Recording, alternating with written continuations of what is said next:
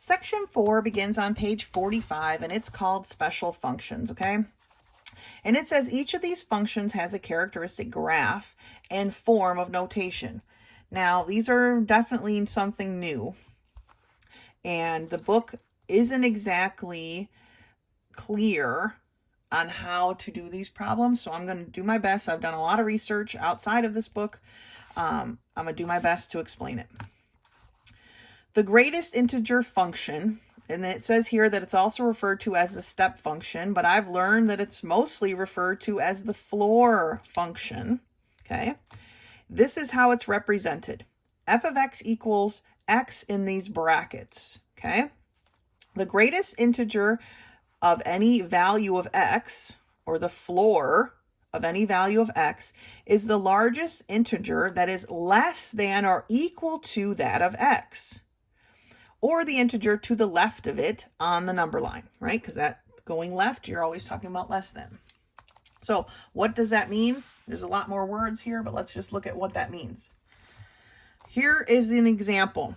Consider the term or the equation f of x equals the floor, or the greatest integer function of x. For a given value of x, we want to find out what would be our y. It's going to end up looking like this, but let's see why that's the case. So here they just wrote less than or equal. They got a whole bunch. This box right here is what is confusing. And here's what I want you to see. I broke it down into groups here. This is how I am going to be solving these problems moving forward.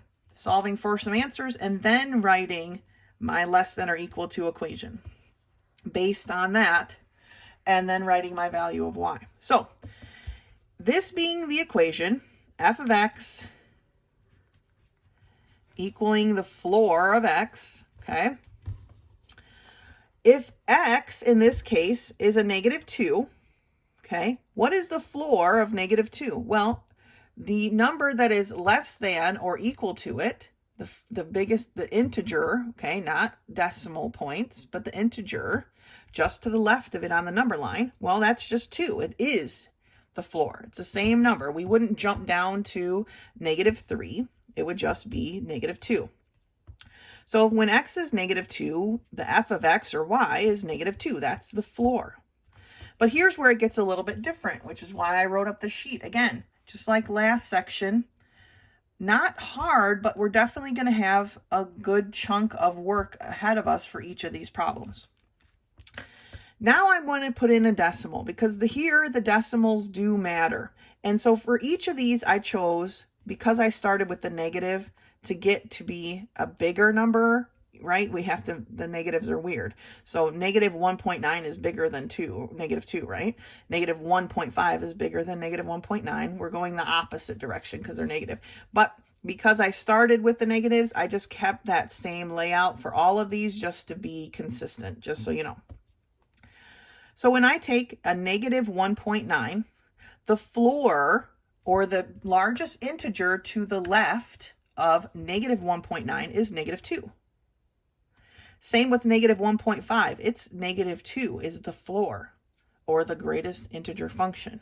Okay, it is the largest integer to the left of 1.5. Same for 1.2. Its number is still a -2. So here's where we get our greater than or less than. -2 is less than or equal to x, right? Because here it's equal to, which is less than -1.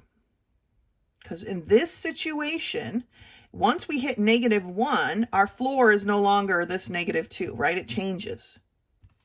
That's why we have to be less than this -1. And for all of those answers that fall into this space, our y will be -2. All right? So for all of the answers here that fall between this -2 and the graph here and this -1, our y is always -2. Okay, but you can see we've got a closed circle here at -2 and an open circle here at -1. So let's look at the next group. Now we're at -1. Well, when our x is -1, the floor of x is -1. It's an integer already, so that is equal to itself. As we move in, right, as we move to bigger numbers, we're moving this way. We've got negative 0.9, negative 0.5, negative 0.2. All of those, the floor of all of those is negative 1. Okay, because we're moving from 0.9, which would be like right here, to the left, to the integer. Well, that integer is negative 1. So using this chart, this little bit of table right here, I'm able to see that negative 1 is less than or equal to x, which is less than 0. Once I hit 0, my floor changes again, so that's a different equation.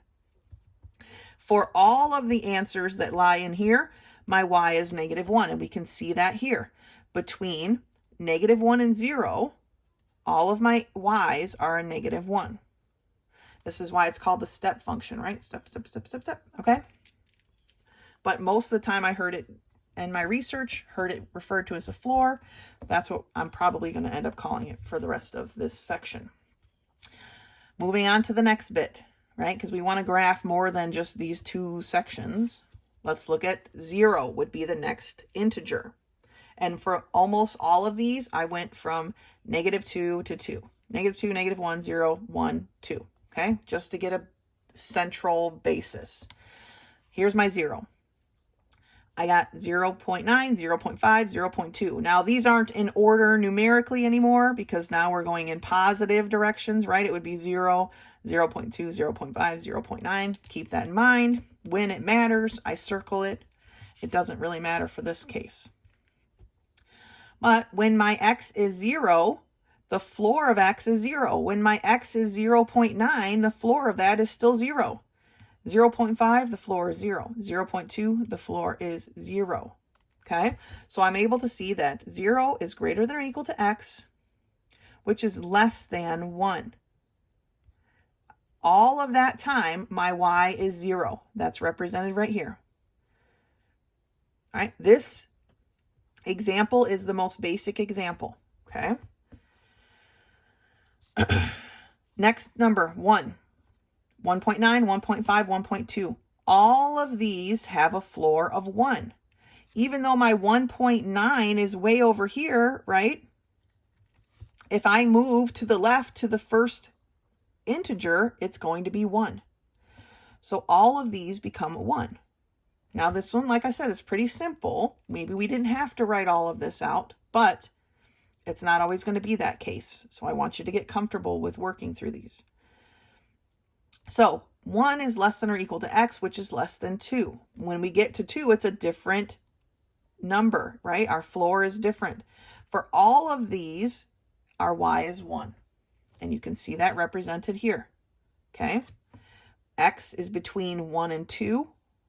All of it, my y is a positive 1. Erase this so I don't confuse myself. And the last number I did was 2. Okay, when x is 2, the floor of x is 2. 2.9, 2.5, 2.2, all of those have a floor of 2 because the x is inside these brackets. That means we take the floor or the greatest integer function or the step, whatever you want to call it. I'm calling it the floor, right? Because if you think about it, the floor is always below you. It's always down a notch. So even if I'm at 2.9, my floor is at 2. Okay. So everything in between where x is 2 to 3, my y was always 2. All right. They've got these tables. I emailed them. They've not even gotten back to me. I'm not really sure, especially when we turn the page. Some of their tables are hard to understand. So this is how we're going to do it. And it says that the function continues this way for every value of x, right? We could go negative 345. We can go positive 345. And it shows the idea that it's a step function. Okay, it's steps. This is not going to be straight lines anymore. Let's turn the page. Now at the top of page 46, we have a very different example, okay, with a very different looking graph. Again, they have their table here, but their table is kind of confusing, so I'm going to cover it with my table, which is obviously a bit longer, but we got to do what we got to do.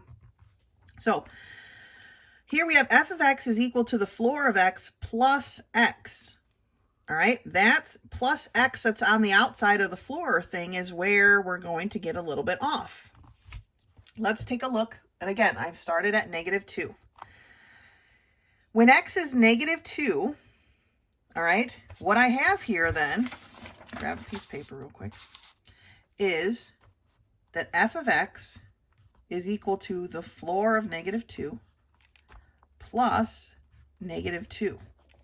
Okay, that's what I've got. Now, the floor of -2 is -2, right? -2 minus 2 is -4. So that's how I got my y is -4. But let's take a look at the next problem. When x is -1.9, so I have the floor of -1.9 plus a -1.9. What do I have here? Well, the floor of -1.9 is -2. This is where you got to pay attention. This is where we need to be careful. The floor of all of these, -1.5, -1.2, is going to be a -2. But then we have to still add this -1.9. So now my answer here is -3.9. All right, see how this is getting to be a little bit different than the last one? The next part is this -1.5, the floor of it, -1.5 minus, or sorry, plus, technically, a -1.5. Well, the floor of -1.5 is -2. And we subtract this 1.5, so we get a -3.5. These are not the same answer like we had in the last example, right? Where all of the y's were 1 or all of the y's were 2. So here, the -1.2 works out to be a -3.2 because we have our floor plus 1.2, right? So here, where our x is -2 less than or equal to x, right? Which is less than -1, we still have the same kind of inequality expression, but our y now has an inequality expression as well. And it says that y is equal to, right, -4 is less than or equal to y. We know that y is equal to 4 because we found that right here. But y is going to be less than -3. Y will never hit -3.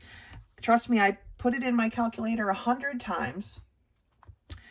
Not 100, I'm exaggerating here. But I did do 1.111, 1.0001 to see, and it gets really, really close, but it does not get to 3, or -3. Okay, so now between x equals -2, less than or greater than or equal to, and this -1, we've got this sloping figure because our y starts at -4 and goes up to this -3 with an open circle. Doesn't quite get there. That's how we get this sloping, because our numbers here are different. All right, that's how we get a sloping one instead of these flat steps. Let's just take a look at number 1 when x is 1. All right, I don't feel like I need to go through every single one of these with you. You can see here, pause it maybe and take a look at what I've done, but let's take a look at this x equals 1.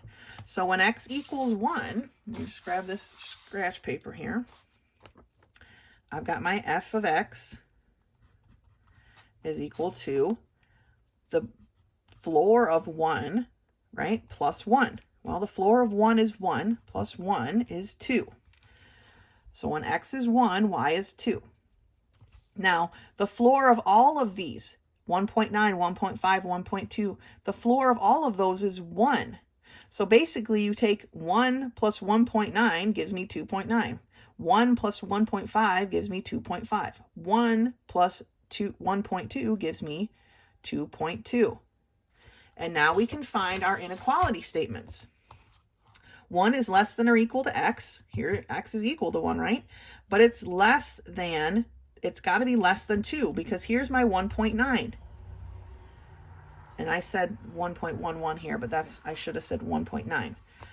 1.99999 never, ever, ever touches 2. All right? You could put in the highest bit of 1.9s you want, but you will not touch that 2. It doesn't get there. That's why it's an open circle. But for all the values in between here, my y starts at 2, so 2 is less than or equal to y, and it approaches this 3, but it doesn't touch it. That's why we have an open circle. Okay, this 1.999999 is never going to get us a 3. It's always going to be 2.9999 something, okay? We don't quite get there. So that's why we have a sloping for that example. All right, it's not explained anywhere. I want to make sure you guys understand it. So I'm going to do 4 problems with you. You can see that I've done all the work for these. I just haven't graphed anything. So if more questions come up later, I can graph these with you and work through them with you. But for now, let's take a look at problem number 1. 4.1 on page 46. I've got my scratch paper here. My f of x is equal to the floor of 2x. Now I have a 2 inside my floor, and that's definitely going to change the way that this problem works. So here's my x and my y. Good old-fashioned work we're going to do here. -2. If x is -2, because remember I told you I'm starting with -2 and working my way across. I want a good central chunk of how this graphs, okay? So if x is -2, that means I've got in here, right, the floor of 2 times -2, or the floor of -4. Well, that is -4, right? The floor of -4 is -4. Well, what if I have 1.9, negative 1.5, -1.2? These are just numbers I chose that help me to see how this graph is going to look. All right, -1.9. So I've got the floor of 2 times -1.9.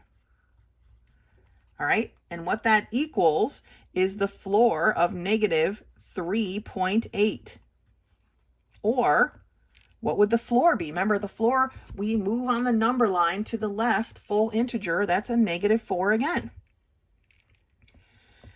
1.5. I've got 2, the floor of 2 times -1.5.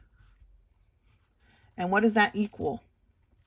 Well, that's going to be the floor of -3. Okay, so right here we see we have a different number, right?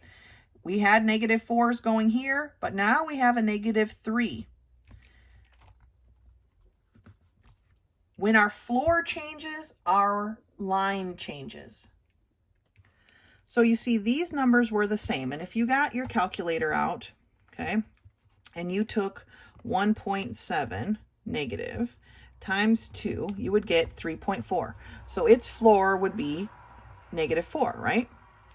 If you did 1.8 negative times 2, it's -3.6. Its floor would be -4. So here in this case, we actually have a split.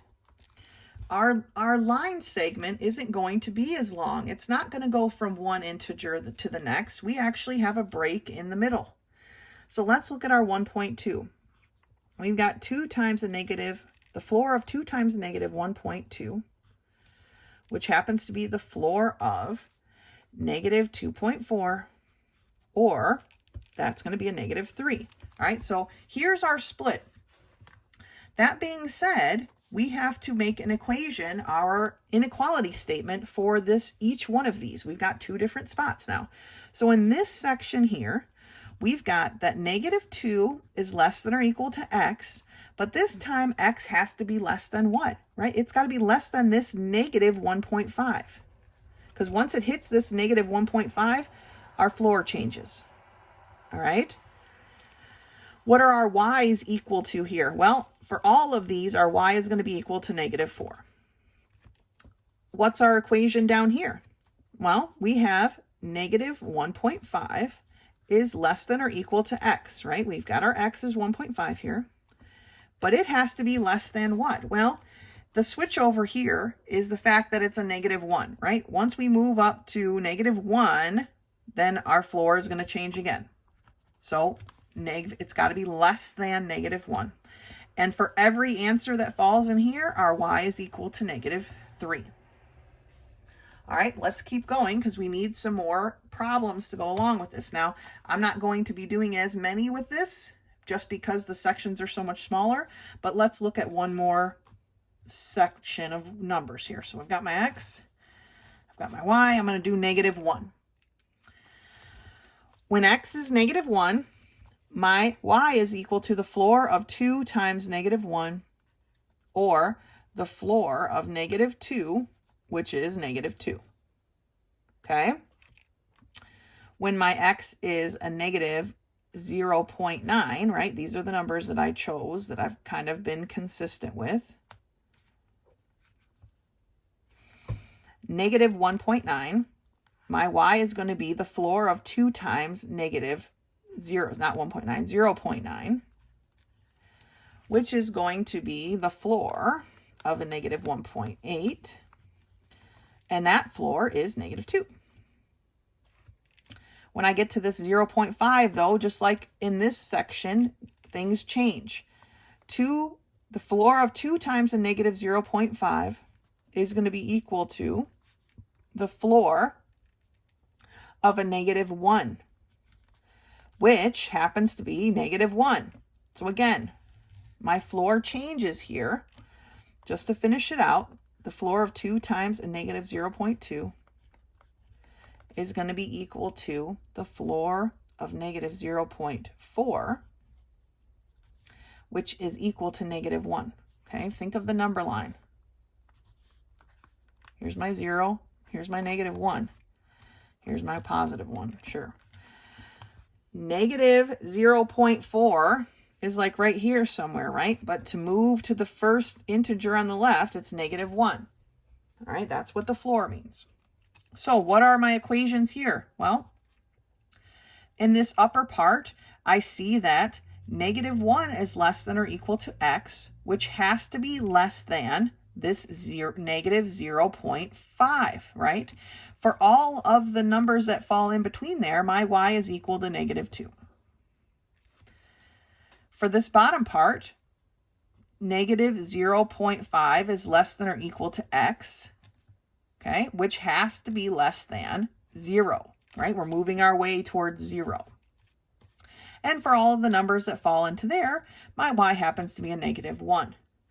Now, usually what happens here is where this first equation left off, being less than this number, that number is usually where x is greater than or equal to in the next set, right? It's not equal to it here because the floors aren't the same, but it's equal to it here on this one to start the new range, okay?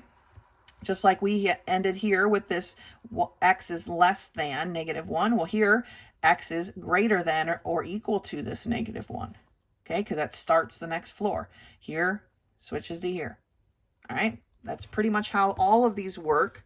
So let's graph then the information that we know. Remember, this table is giving us our coordinate points, right? But this is the basic one that we're going to work off of. So let me, since I got pretty much negative numbers, I'll draw my y-axis way over here and my x-axis here. I like to go a little bit past so you guys can see for sure where my axes are. And for this first part here, everywhere between x is -2, actually, let's make each of these 0.5, since technically all of my marks are halfway, right? So we're looking for our 2. So this is -0.5, -1, -1.5, -2. So everywhere between x is -2 and x is -1.5, my y's are a -4, so, which is definitely not going to fit on here, right? So all of these, let's see, kind of flying by my pants here. 0.5, my x's will be 0.5, but my y's will still be 1, which is, let's not get too confused. So 5, -1, 5, -2, but I want to go down 4. 1, 2, 3, 4. Okay, so it equals 4 all the way across, but what do I have for my dots, right? I've got an equal on here, but I've got an open circle there. All right, that's how I graph this section. Going to this section, I'm starting at the 1.5, which is here, and everywhere my y is -3. So here's my little chunk of line here, but this is a solid dot and this is an open dot, right? Now I'm doing this part over here. My y's are equal to -2. Here's my line, solid dot, open dot, okay? And then for this last section, like I said, we could have kept going, but this 4 chunks is enough for me.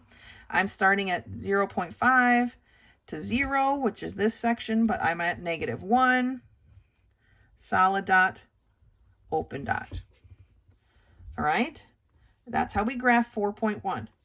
We've got to take our time and figure out these charts. It's the best way to work through this. The book's explanation is extremely lacking, and we can fill out the chart and then find our inequality, then rather than trying to write our inequality statement first and then filling out our table, okay, or our chart. Let's do number 3. I'll get a clean piece of paper here. For number 4.3 here, we've got f of x is equal to the floor of x plus 1. Thinking about it, if we're adding a 1 inside of our floor, we're kind of just moving the graph around, right? We're moving it up over whatever, but we are shifting the graph, okay? This is the same as regular graphing. We're just shifting it, right? So let's see where this shift takes us. Let's start with our x and y table, and x is -2. So if x is -2, then I got -1.9, -1.7, -1.5. I like to go in the middle here, and -1.2. Those are the numbers I'm going to try for x. Let's see where our y falls in, right?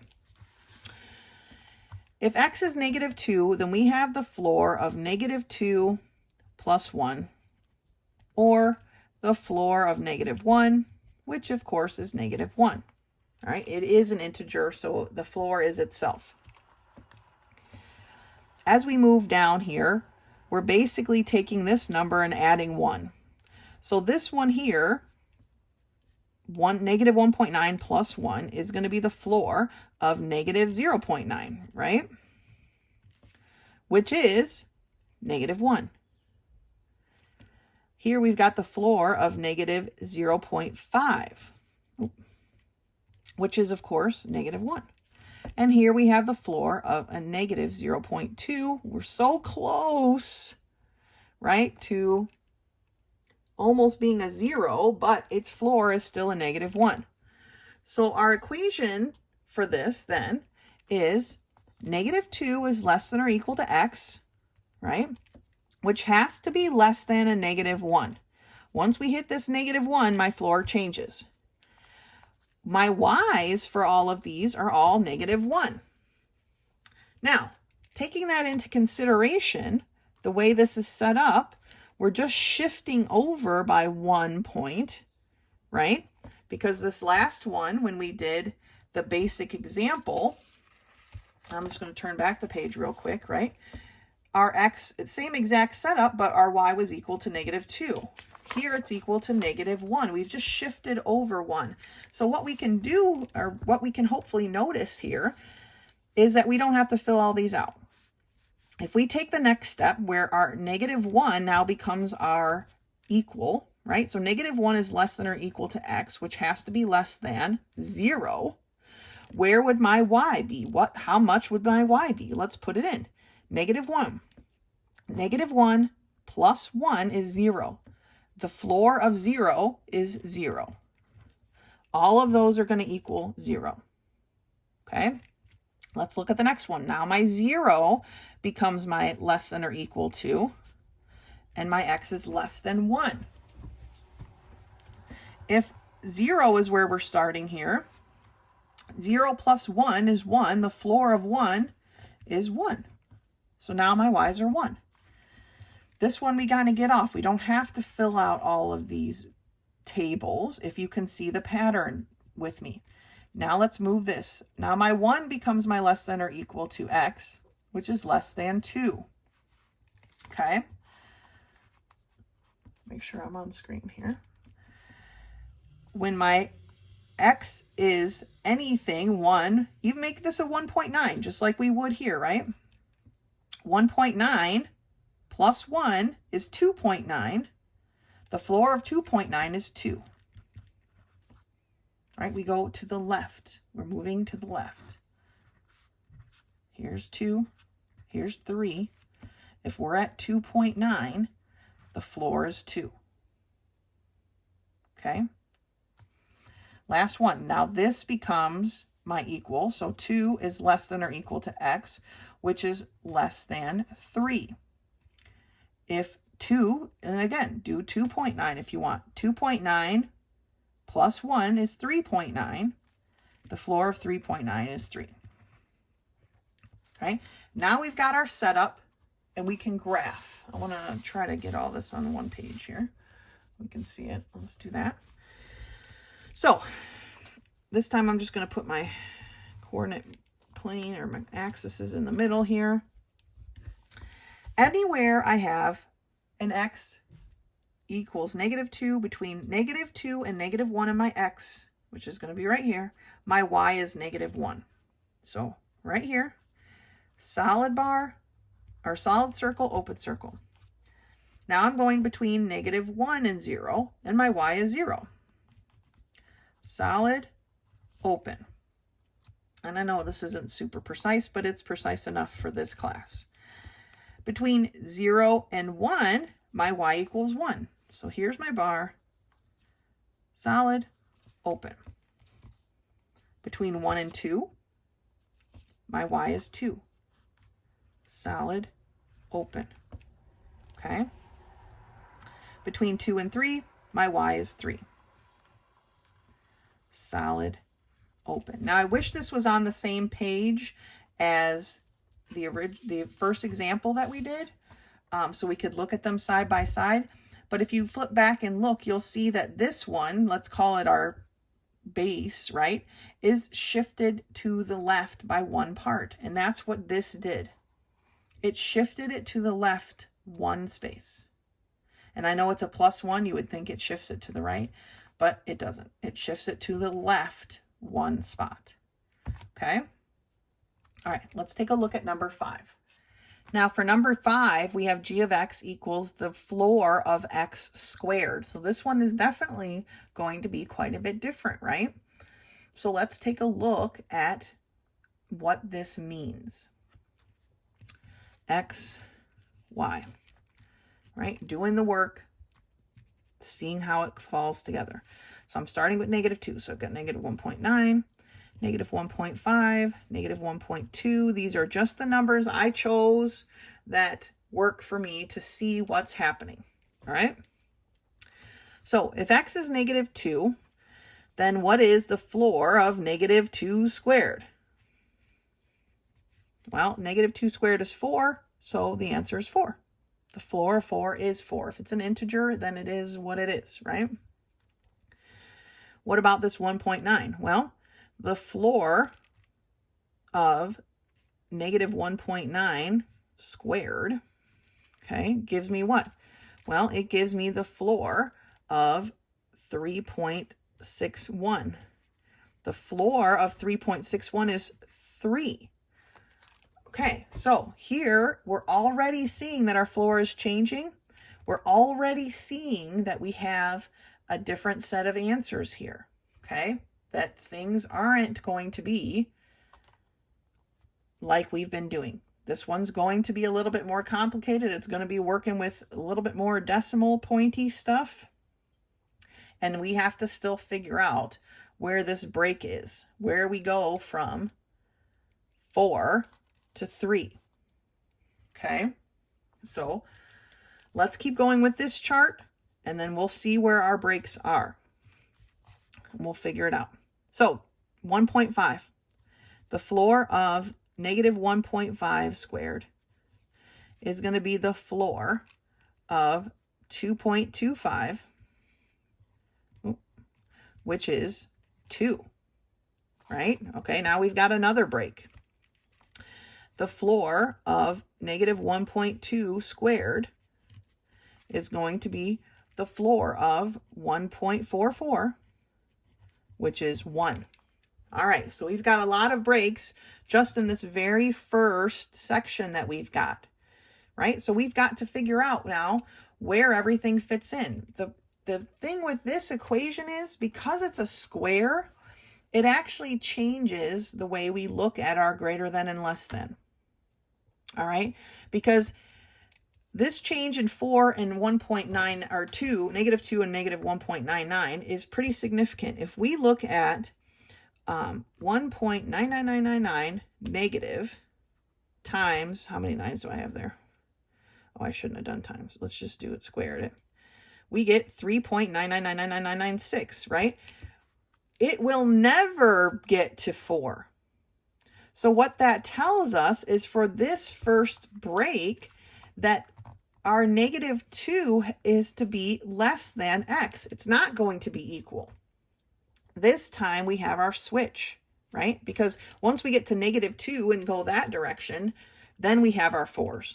We're trying now to work on these 3s, but how far do we have to get to our 3s? Where are we going to be less than or equal to? One of the sides has to have an equal sign. It's not going to be the 2 this time because we're already at 3. The second we get to 1.99999, right? We're already at 3. So how far can we go? Well, we can't go to 1.5, right? Because negative 1.5, my break is at I get to 2 now. So where in between here, in between this negative 1.9 and this negative 1.5, is the break between 2 and 3. That's what we have to discover. And it really is just a matter of trial and error. Okay, so I was at negative 1.9.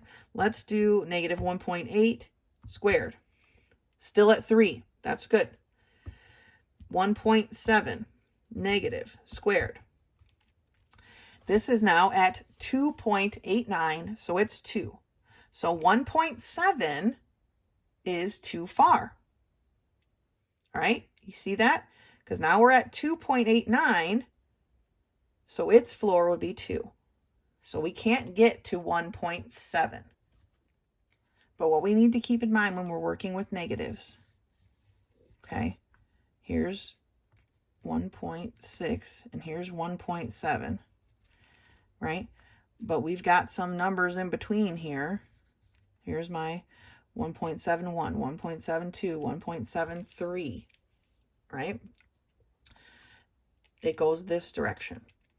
These are, when we start working with negatives, this is what we have to remember, right? So 1.7 was too far, right? Let's try it again. 1.7 negative squared is 2.98. That drops me down to here. That's too far. But what about 1.71? We've got to find the point where the break is.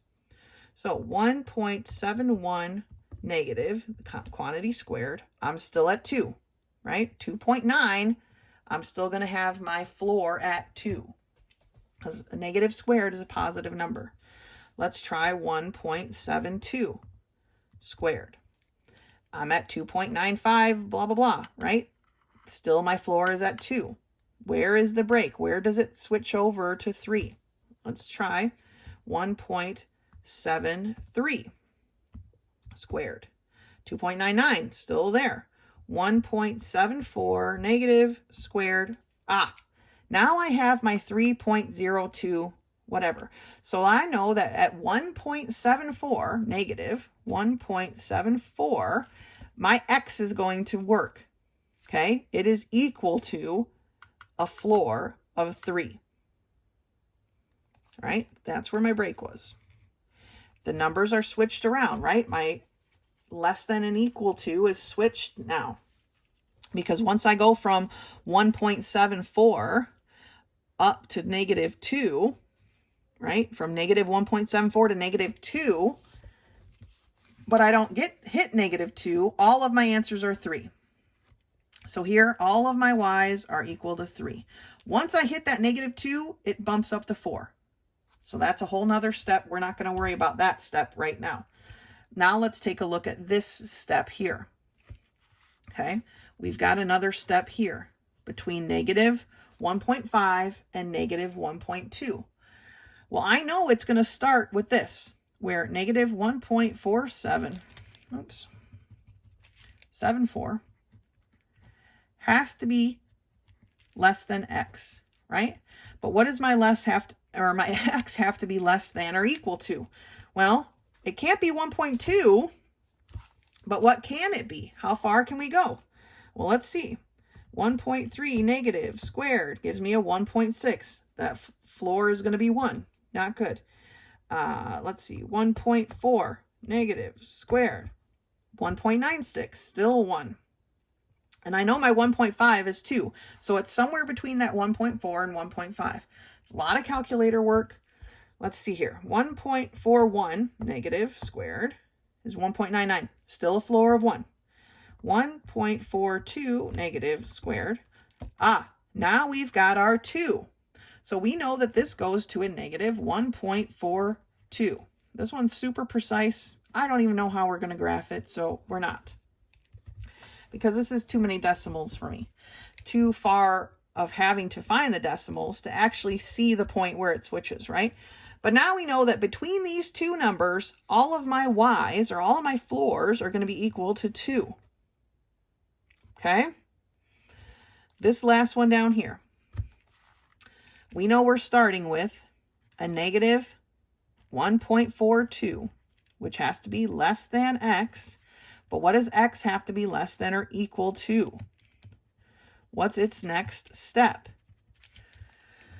Well, we're working our way towards 1, right? So let's try 1 in this equation. -1. -1 squared is 1. That's its floor, is 1. Let's just double check here. 0.9 negative squared. Okay, this is definitely a 0, right? 0.0081. So now we're on the right of the 0 mark. That's like right here. So its floor is 0. So -1 is my point. Once I get past -1, I get a different floor. For all of this, what is my y? Well, my y was 1, right? All of the numbers that fall in between here, my y, or my floor, is at 1. So rather than make another chart, let's just keep going with this basic setup, right? From my -1 is my next step. -1 is less than x, which has to be less than or equal to something. Well, these are 0. Now we're moving over to the correct side of the 0 line. If the -0.9 squared is going to be 0, then the positive 0.9 squared is going to be 0. Okay, so this one we kind of get a break. It's a longer section because 0.9 squared is 0 floor, right? The floor of that is 0. Remember, we're looking for the floor. And -0.9 squared, the floor of that is 0. So now we're on both sides of this 0 mark, not quite to 1. So we know, let's try 1. +1 squared equals 1, right? That's what we're looking for. The floor of 1. That's where we're at now. +1 squared gives me a 1. But here's the issue with this, okay? It can't be equal to 1 though, right? Because once it's equal to 1, my floor isn't 0 anymore. I'm looking for a 0 floor. So for this one, I have to erase that equal sign. It doesn't work. But everything between -1 and 1, excluding both of them, my floor is equal to 0 when I square it. Okay, these problems are a little bit more involved. So again, 0.9 negative squared, my floor is 0. 0.5 negative squared, my floor is 0. 0.5 squared, my floor is 0. 0.9 squared, my floor is 0. Once I hit that 1 though, right? Because 1 squared is 1. My floor changes. So this is one that's set up here in the middle of our graph. Very different from these, right? But still works. That's still where we're at. Now we need to work our way back up the graph into our positive numbers. Once we hit our positive numbers, our less than or equal to is going to go back to the way we're used to it. And it's going to look a little something like this. Here we have our positive one, okay, being less than or equal to x, which is less than what? We're looking for our floor to be 1. Well, 1.9 squared equals 3. We're way past it, right? This is the section we want to look. Basically, we're taking the reverse of this, right? The mirror image. 1.42 squared gives me a 2. 1.41 squared doesn't. So my x has to be less than 1.42 for my floor to be 1. I know this may seem complicated. This particular problem is a little bit complicated. These problems in general are not too bad, okay? That's why I'm working this out with you. If you have more questions, please let me know. For the next step, we're going to take the reverse, right? We're taking the mirror image here. 1.42 is less than or equal to, x, which has to be less than 1.74. All of these gives me a floor of 2.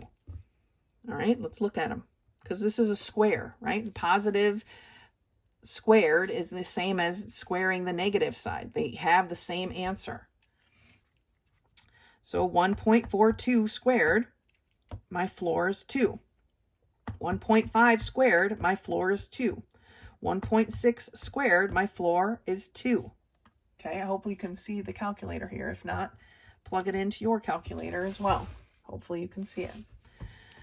1.7 squared, my floor is 2. Once I hit this 1.74 though, squared, now it bumps it up. So I don't want that one. That's why it's just less than. Because 1.73 squared, my floor is 2. Okay, that's the breaking point. And the last one, this is why we're not graphing this one, but the last one is just the opposite here. 1.74 is less than or equal to x, which has to be less than 2. Okay, and all of these will give me a floor of 3. It's like think of it like an elevator or the steps, right? So this one, graphing wise, it's like 3, 2, 1, 0, 1, 2, 3, almost like a bowl, but we've got little steps. It's going to be like this.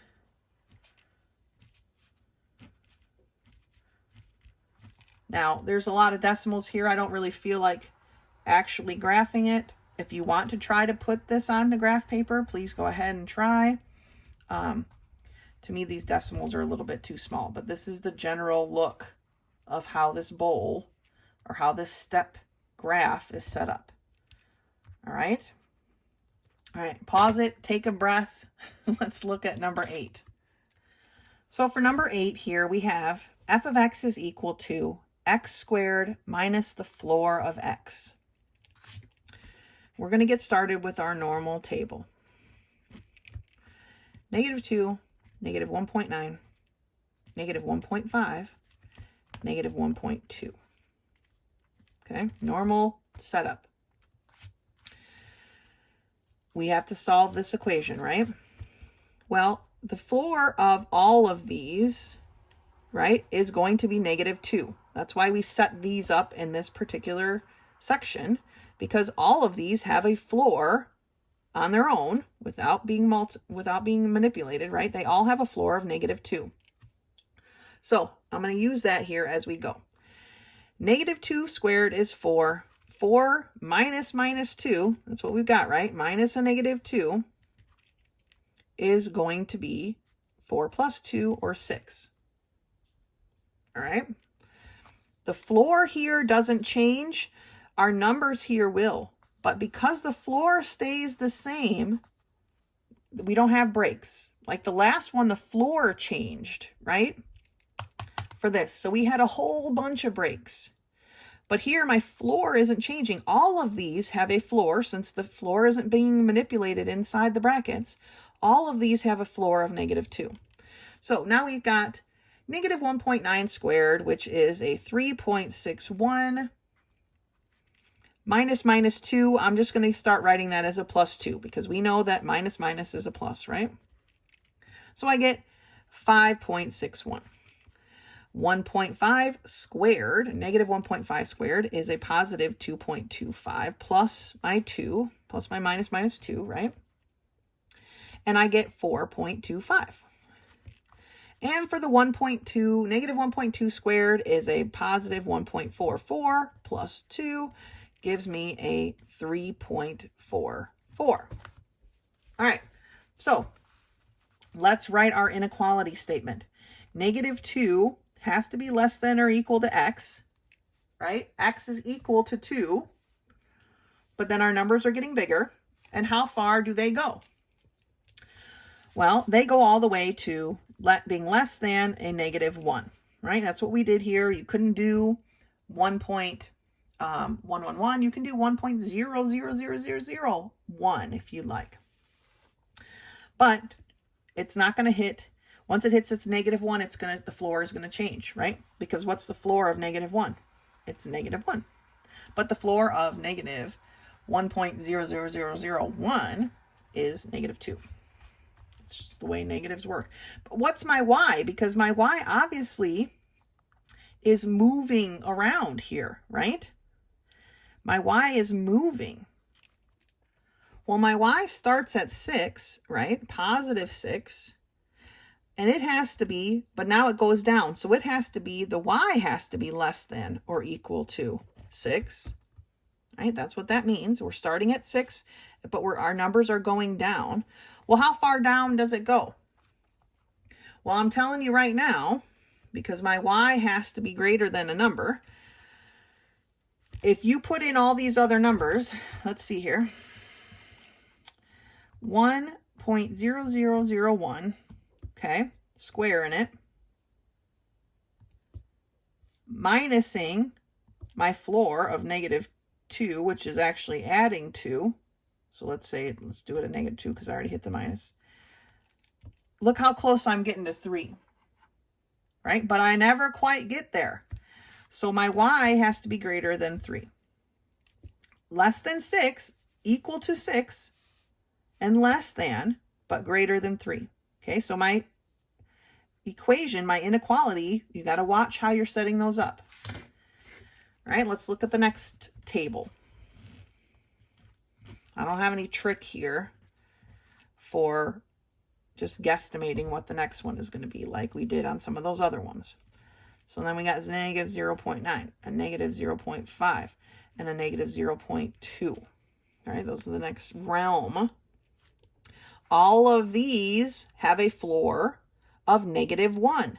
Okay, our floor is not being manipulated, so the floor of this is -1. The floor of this is -1, -1. All those floors are the same. So now what we want to concern ourselves with this squared. -1 squared is 1, minus a -1, right? So again, I'm just going to be putting the +1 equals 2. -0.9 squared, okay, is 0.81 plus 1, or 1.81. -0.5 squared is 0.25 plus 1 equals 1.25. -0.2 squared is a positive 0.04, which is equal to, plus 1, which is equal to 1.04. All right. All of these floors are the same. Our y is still changing, so we have to keep that in consideration. We know that -1 is going to be less than or equal to x, right? Because this one just transfers over, and it's also right here. So what does my x need to be less than? Well, this one's working out nice and easy that my x has to be less than 0. But what about my y's, right? My y has to be definitely 2, but then it gets smaller. So 2 is greater than or equal to y, right? My y's are less than 2, but what do my y's have to be greater than? Well, as it's coming down here, it's going to get, just like over here, it's going to get closer and closer to 1, but it's never going to get there. It's never going to quite get to 1. All right, let's look at the next section. Got my x, got my y, and I have 0, 0.9, 0.5, and 0.2. Now, like I said, these aren't in numerical order, right? Because it would go 0, 0.2, 0.5, 0.9. But I'm trying to be consistent across, so we'll not worry about that so much right now. All of these, though, have a floor of 0. That is their floor. 0 squared minus 0 is 0, okay? Now, each of these, because their floor is 0, and I'm going to be subtracting 0, I'm not going to bother with that. I'm just going to worry about what the square is. So for this one, because they're all subtracting 0, right? 0.9 squared is 0.81. 0.5 squared is plus 0 is 0.25. And 0.2 squared is 0.04. All right? Now, these are the numbers that we have to work with, right? What is our inequality statement for our x? Well, 0 is less than or equal to x, which has to, goodness gracious, less than or equal to x, which has to be less than what? Well, as we're getting closer here to 9, right, because 9 is the highest number, it has to be less than 1. If 9 is the highest number there, this is our highest number for our y, right? So my y starts at 0. It's got to be less than or equal to 0. But then the numbers get bigger. Sorry, not less than or equal to. It's got to be greater than or equal to 0, because now we're on the other side of the 0 marker. Our inequality changes, right? It's got to be equal to 0 and greater than, but how far does it go? Well, you could put 0.999999, right? As you could go as close as you could, but you will never get to 1. You can put it in your calculator all day long, 0.999999, and square it, and you will never, ever, ever get to 1. Okay? It won't.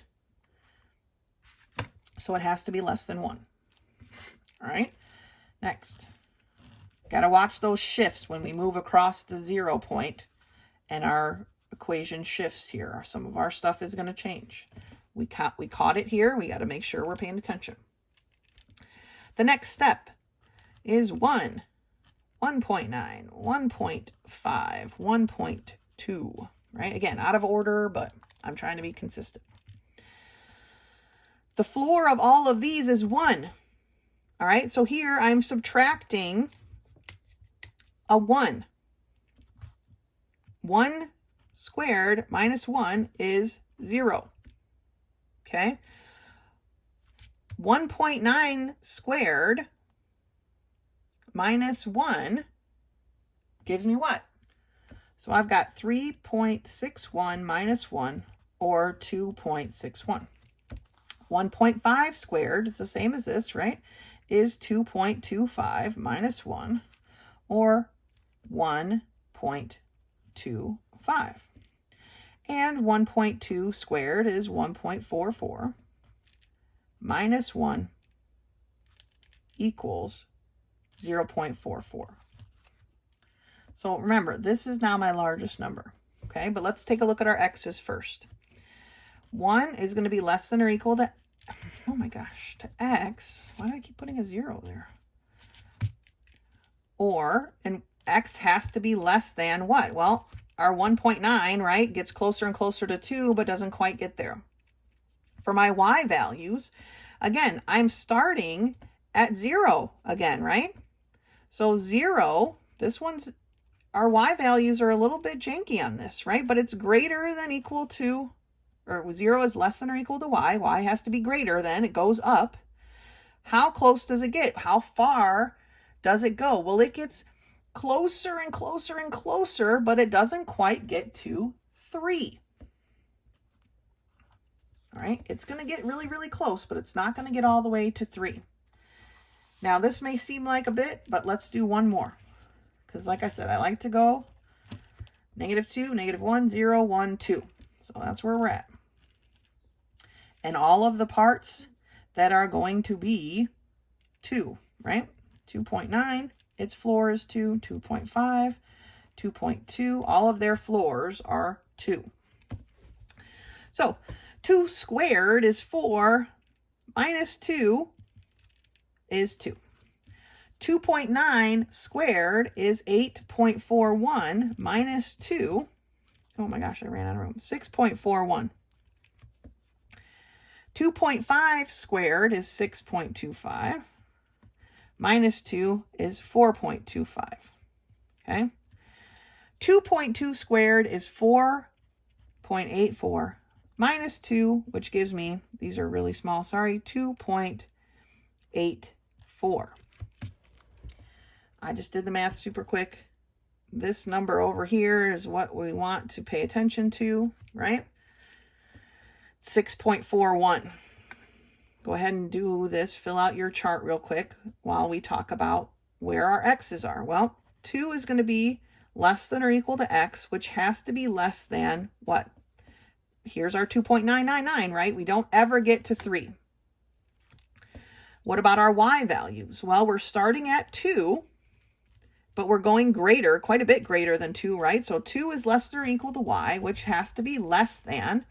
Here, my answer was 6.41. If you did 2.99999, you would see that it gets close to 7, but it doesn't quite make it there. These are our numbers. Let's take a look at graphing this. I'm just going to draw my lines in here. See how this falls. All right. When x is between -2 and -1, here are my y values. Okay, I'm equal to 6. 1, 2, 3, 4, 5. So it's going to be way up here. So 2, my 6 is up here somewhere, solid dot, but I'm greater than 3. So I'm between -2 and -1. It's going to come down here to an open circle at 3.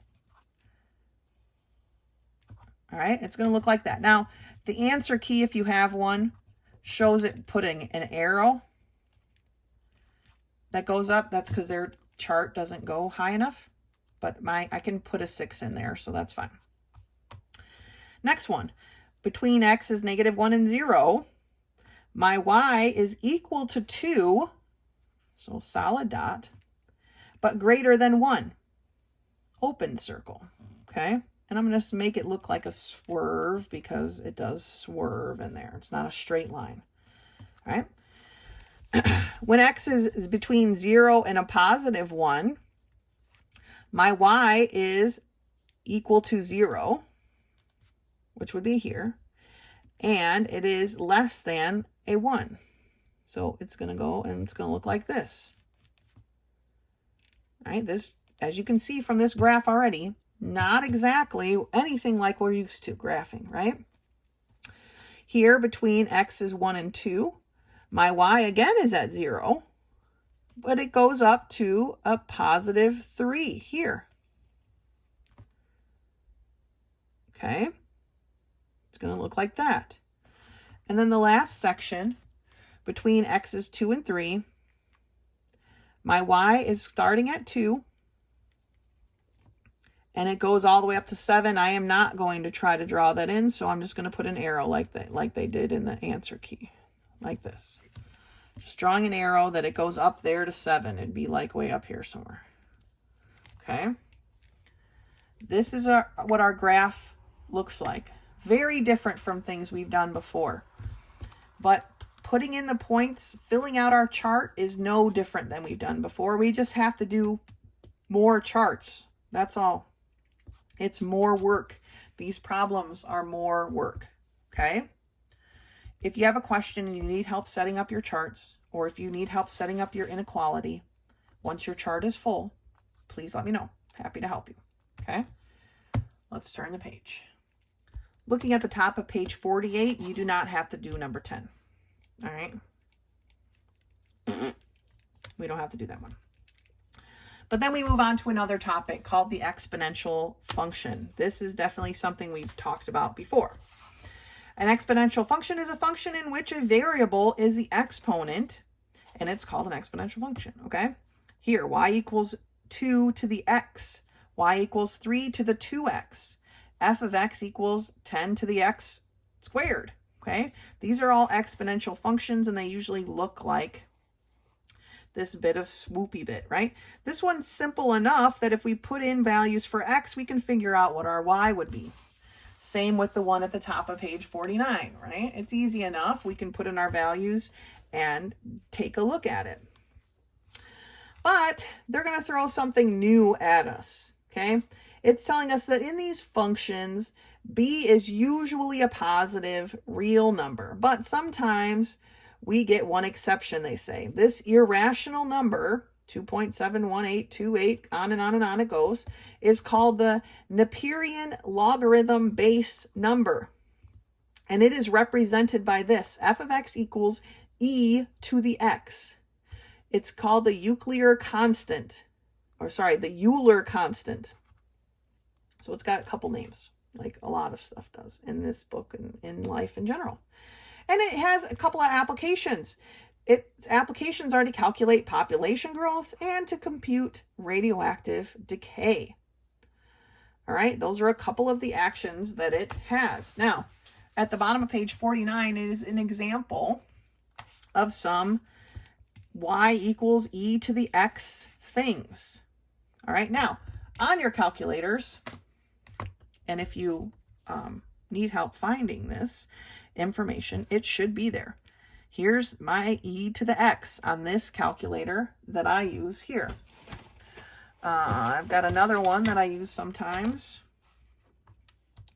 this Casio, and it also has an e to the x, which is right here, okay?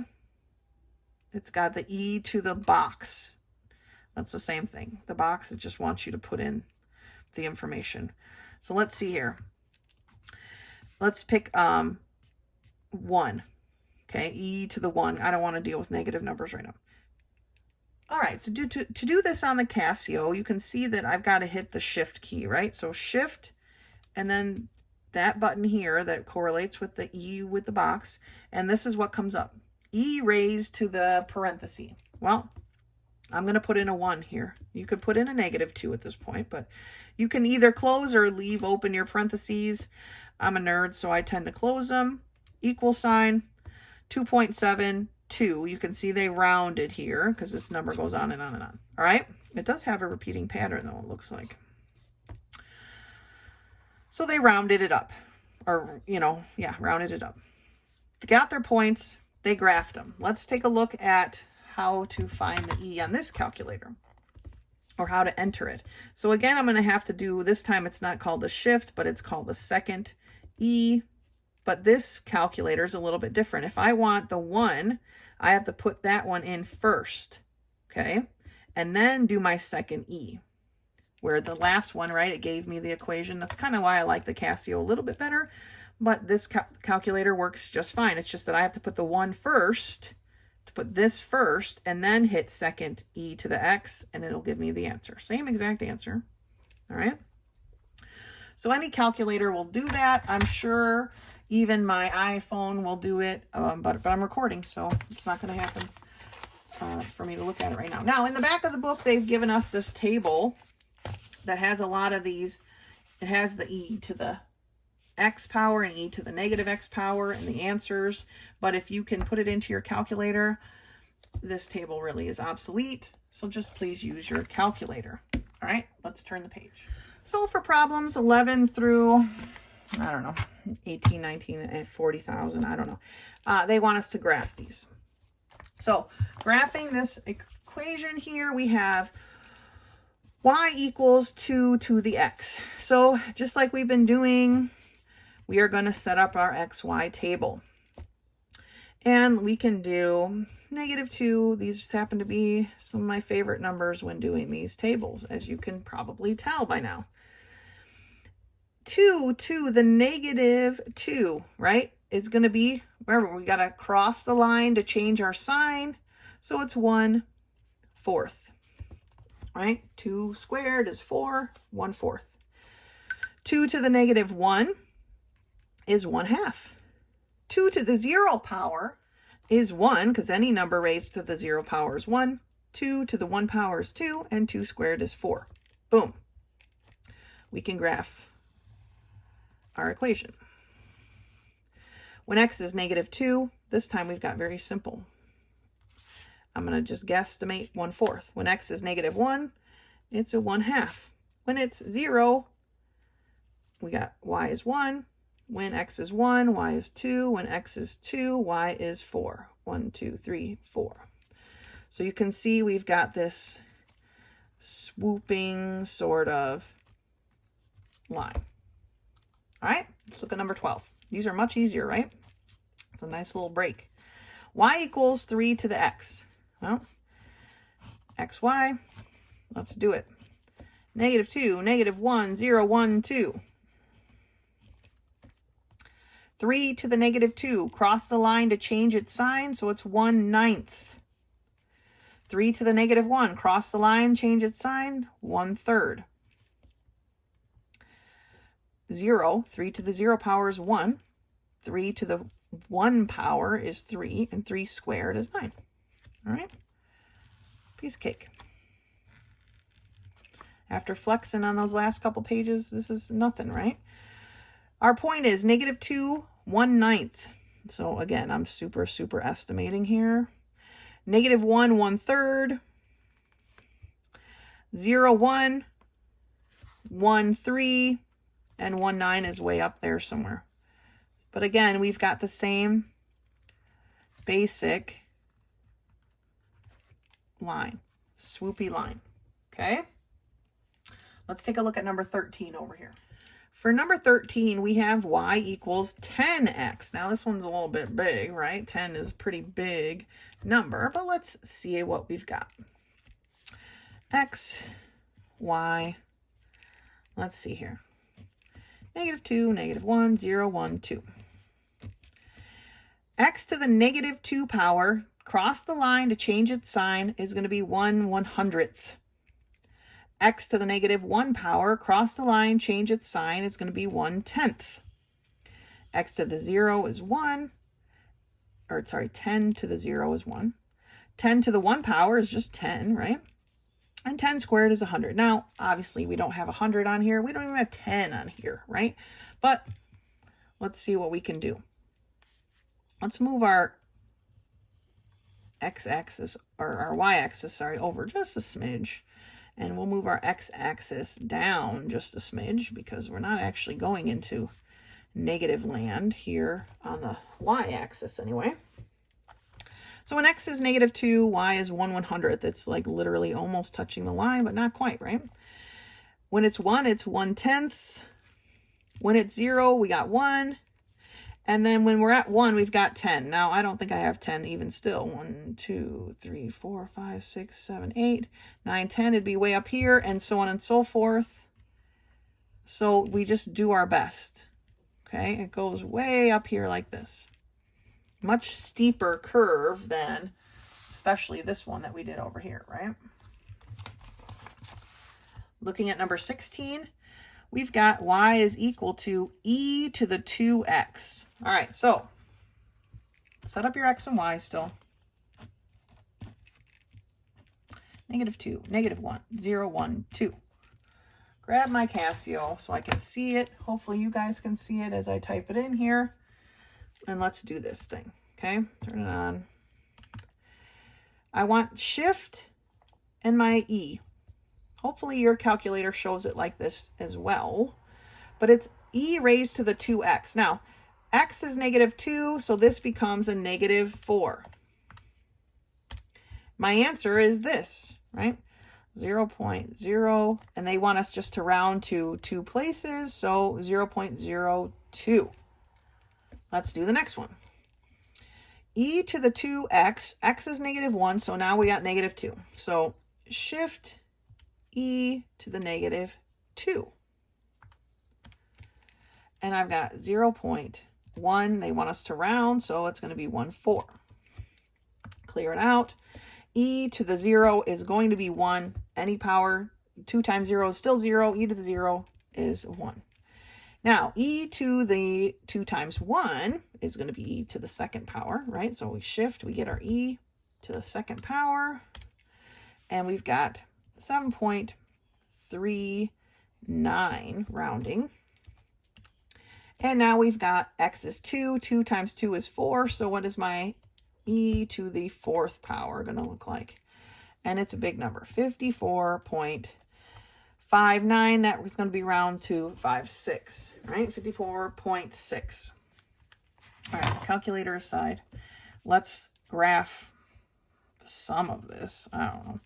I'm going to drop my x-axis down, and sure, I'll take my y-axis over to the left a little bit, like I did for number 13 here. When x is -2, y is a positive 0.2. So again, very small number right here. X is -1, it's 0.14. Okay, which is actually even a smaller number. When x is 0, y is 1. Okay, actually 0.14 is bigger than 0.2. I misspoke. When it's 1, it's 7.39. So 1, 2, 3, 4, 5, 6, 7.39 is maybe right there. And then it goes off our chart more than we can see it, right? So it hits there and it goes on and on, uppity up forever. Amen. Okay. These are a little bit easier to graph. Let's turn the page and see what's next. All right, page 52. We're getting close to the end of this book here. But our next topic is the logarithmic function. So the inverse of an exponential function is the logarithmic function. Consider the function f of x equals 10x, right? By interchanging the range in the domain, remember that's how we make an inverse, it becomes x equals 10y. Since we can't solve this equation algebraically for y, we define it as y equals log base 10 of x. Okay, remember how we switched these around last year? Okay, y equals log base 10 of x.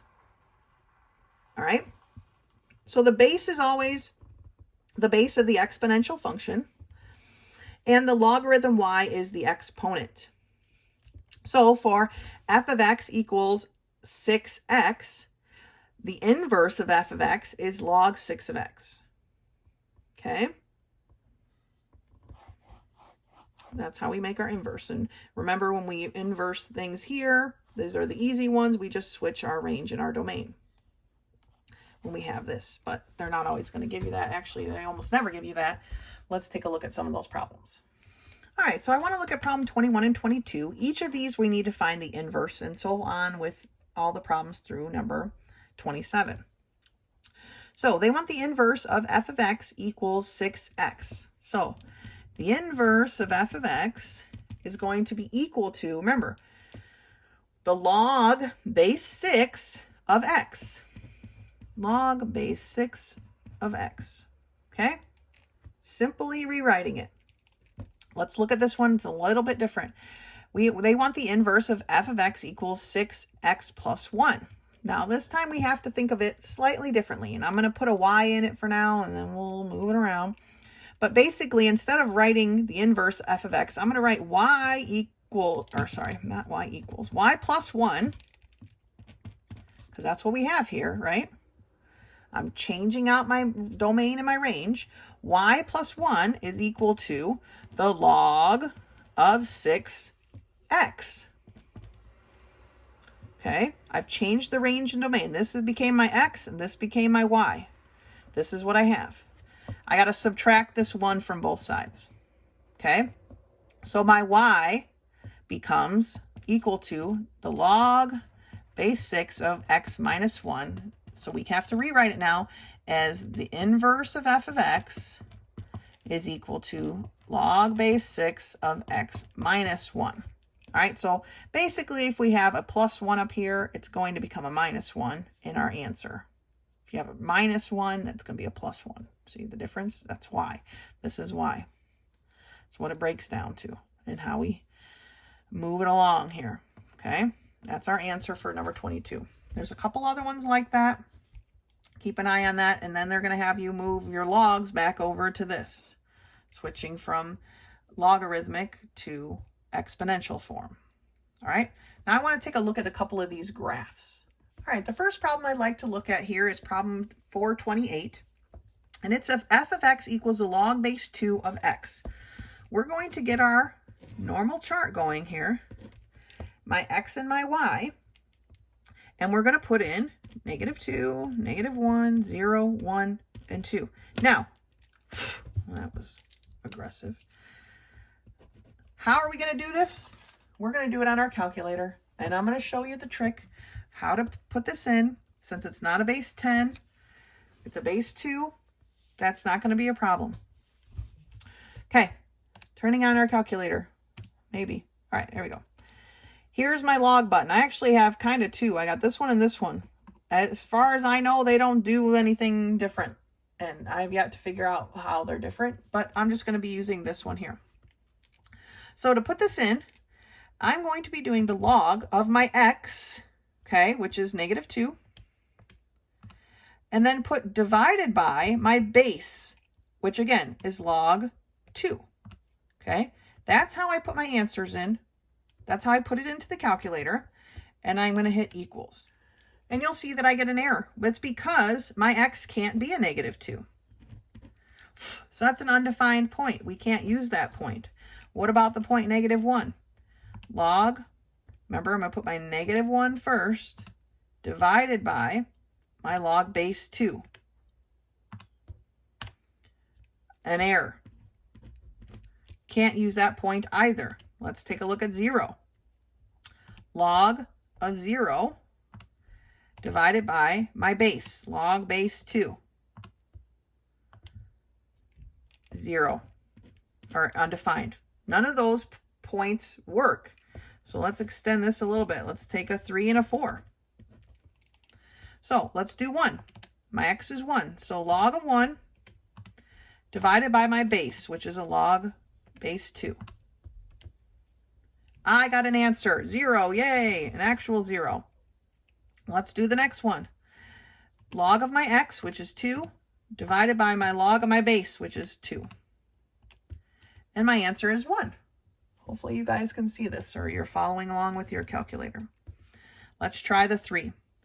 Log of my x divided by log of my base. 1.58. Let's try the 4. Log of my x, which is 4, divided by the log of my base, which is 2. And I get a 2. Now I can graph with a little bit of confidence my thing. When x is 1, y is 0.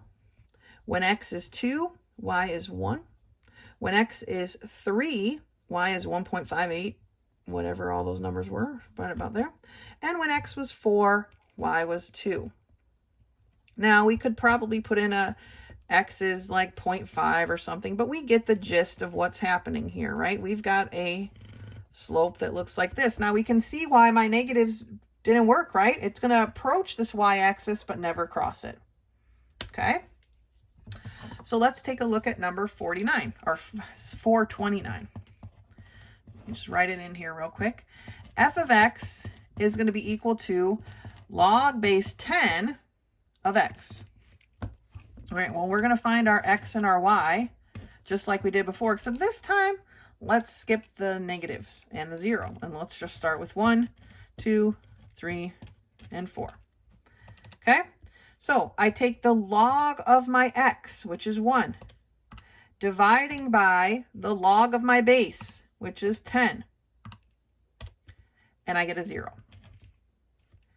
Do the next one. log of my x divided by log of my base, and I get 0.330. Let's do it with the 3. Log of my x, which is 3, divided by the log of my base, which is 10. 0.48. Next one, log of my x divided by the log of my base, 0.60. All right, so pretty small numbers. Let's go ahead and graph it. Now, obviously, if I had a 10 in here somewhere, I'd probably hit 1, but my graph is not going to be that big. But at least I have one solid point here at 1, 0. When x is 1, y is 0. When x is 4, I'm barely over half. 1, 2, 3, 4. I'm barely over half a point, right? So I'm just going to use that as my basis. It goes like this, and it goes like this, okay? We're just getting a basic layout here. That's how my much steeper, right, than this one. This one's kind of woo, and this one's shoo. All right, so you got a couple more graphs to do, and we have one more topic to discuss. Our final topic to discuss for this book and this video is the function combinations. Now it says all of these special functions we've talked about can be combined by arithmetic functions. Isn't that fabulous? We've done this before where we've combined f of x equals x and g of x equals 2 to the x. Here it is, f plus g, we practiced doing this, right, is going to be x plus 2x. It graphs this line. The f of x is this line. The g of x is this line over here at the top of page 55 together, okay? And I highlighted only the parts that are together because I don't know why we would bother graphing the separate ones, them separately first, maybe to get an idea of what we're looking at, but let's just worry about the together. When x is 1, f plus g is a half, so on and so forth. And this is what their together graph looks like, all right? Let's focus on the together. Let's turn the page. So on page 56, again, they have another example. They graphed each one separately. We do not need to do that. And then they graph them together. Now this one, you can see, is a little janky, right? It definitely is a different kind of line. So let's take a look at a couple of these examples. Let's look at number 31 and 33. For number 31 here, we are on the top of page 57. We have f of x is 2x. So f of x equals 2x. And g of x equals x plus 1. So they want f plus g of x. All right, which gives us 2x plus x plus 1, right? Or 3x plus 1. Now, 3x plus 1 is pretty straightforward, right? We can graph 3x plus 1. There's no special chart. We don't need to make a table for this. We know that we're starting at y1, right? That's our y-intercept. And our slope is up 3 over 1. Ruler. Actually found it this time. And we draw our line. Good job. Let's take a look at number 33. For number 33, we have f of x equals 2 to the x power and g of x, which equals x. And they want you to graph f minus g of x, or 2 to the x minus x, right? So this one we are going to need our table, XY table, right? I'm going to go to my go-to numbers. They don't always work out as we've seen, but they're still my go-tos. So for the number, when x is -2, we have 2 to the -2 minus 2, right? Cross the line to change the sign. This is 1/4 minus 2, or a negative 9/4, right? If we change 2, it becomes an 8/4, right? 1 minus 8/4 is not 9/4, sorry, it's 7, -7/4.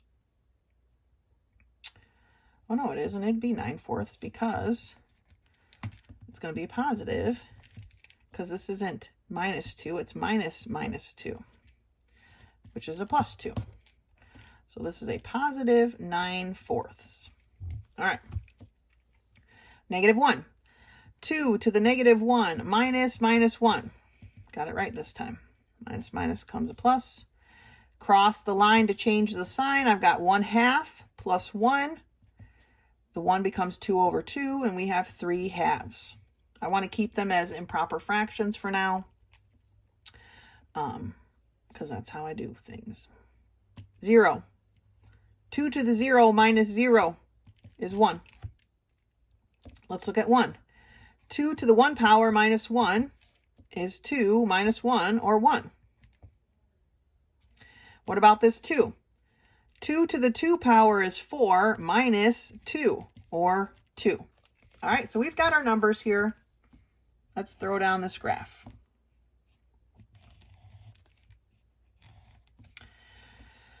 When we're at -2, all right, x is -2, our y is a positive 9/4, which is basically, right, 2 1/4. 1, 2 1/4. When x is a -1, we're at 3/2. -1, which is basically 1 1/2. When we are at 0, our y is 1. When we are at +1, our y is 1. Remember, now these graphs might have different switchies. They're not going to be straight swoopy things. And when we're at 2, we're at 2. All right? So this one's kind of like a bowl. I don't know where it goes off that way, somewhere. And it comes off this way. Okay? It's got a flat spot right there, which is fine. All right? Put them in point by point. You can handle it. We got this down. Remember, when we're doing the log of something, to use that method on the calculator I just showed you. Because you've got a problem coming up that you're going to need to do that. I want you guys to try it on your own. But if you have the log base 2 of 8, okay, you're going to enter it in your calculator as the log of 8 divided by the log of 2. That's how you do those, okay? Log of your x divided by the log of your base. All right, and then you might have to multiply all of that by something as you work forward. But that's going to be it for today, all right? Some of these later parts were a little bit easier, but that first part of section 4, I know it wasn't necessarily challenging. Well, it was challenging. It wasn't necessarily like super hard math, but the concept is definitely different than something we've done before. Those, you know, those problems that we first started out with. So if you have any questions, let me know. Otherwise, until next time.